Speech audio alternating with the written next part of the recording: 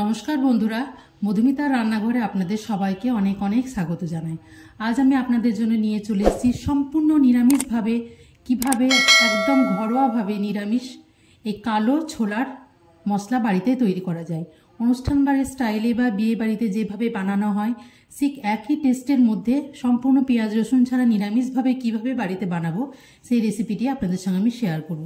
এখানে আমি ছোলাটাকে রাত্রে 7-8 ঘন্টার জন্য ভিজিয়ে রেখেছিলাম। তারপরে এখানে মিডিয়াম আঁচ দিয়ে 3টে সিটি দিয়ে কিন্তু একটু মাত্র হলুদ দিয়ে ছোলাটাকে সেদ্ধ করে নিয়েছি। এদিকে একটা পেস্ট তৈরি করে নিয়েছি, কাঁচা লঙ্কা, আদা এবং টমেটো পেস্ট। তারপরে এদিকে সাদা তেল গরম করে নিয়ে এর মধ্যে দিয়ে দিয়েছি একটু গরম মশলা ফোড়ন, তেজপাতা, শুকনো লঙ্কা।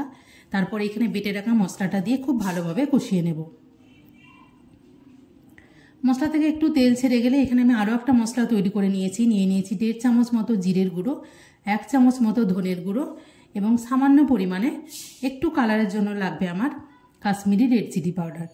এগুলোকে সবগুলো দিয়ে একটু জল দিয়ে খুব ভালোভাবে একটা পেস্ট বানিয়ে প্রায় 10 থেকে 15 মিনিট আগে আমি রেডি করে নিয়েছি। এভাবে পেস্ট তৈরি করে নিলে কিন্তু অনেকটা বাটা মশলার টেস্টে চলে আসে। তো এভাবে একটু বানিয়ে নেওয়ার চেষ্টা করবেন। এক্ষেত্রে বানিয়ে নিলে আরও একটা সুবিধা হয়, মশলাটা কিন্তু তেলের মধ্যে একদমই পুড়ে যাবে না। এভাবে তৈরি করে রাখা মশলাটা এবার এর মধ্যে দিয়ে দিয়েছি। তারপরে খুব ভালোভাবে সমস্ত মশলাকে কিন্তু কষিয়ে নিতে হবে। মশলা থেকে যখন এভাবে তেল ছেড়ে যাবে তখন আমি এখানে আরও কিছু মশলা অ্যাড করে দেব। এখানে আমি নিয়ে নিয়েছি চানা মশলা, যে বাজার থেকে যে ছোলা মশলা বা চানা মশলা কিনতে পাওয়া যায় সেই মশলাটা এখানে আমি 1 চামচ পরিমাণে দিয়ে দিয়েছি। তারপরে আবার সমস্ত কিছুকে সামান্য পরিমাণে জল দিয়ে কিন্তু একটা খুব ভালোভাবে কষিয়ে নিতে হবে।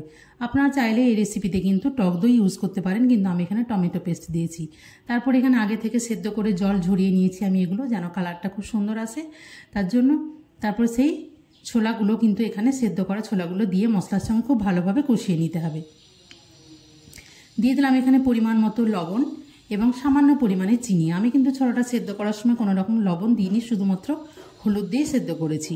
তো প্রয়োজন মতো নুন এবং চিনি দিয়ে তারপরে খুব সামান্য পরিমাণে অল্প সময় নিয়ে একটু কষিয়ে এটাকে অল্প পরিমাণে জল দিয়ে আবার একটু ফুটতে দিতে হবে।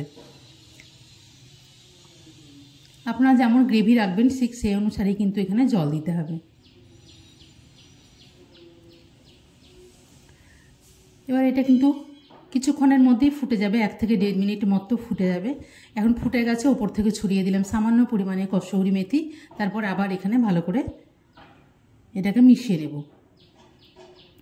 দেখুন ছোলার কালারটা কিন্তু খুব সুন্দর চলে এসেছে, ছোলাটা একদম প্রায় রেডি। নামাবার এখানে আমি দিয়ে দিব সামান্য পরিমাণে একটু গরম মশলা গুঁড়ো এবং বাটার। তারপর এটাকে স্ট্যান্ডিং টাইম দিলেই কিন্তু একদম রেডি সুপার টেস্টি ছোলা মশলা। আমার এই রেসিপিটি যদি ভালো লাগে অবশ্যই আমার চ্যানেলটিকে সাবস্ক্রাইব করবেন, লাইক, শেয়ার এবং কমেন্ট করে আমার পাশে থাকবেন।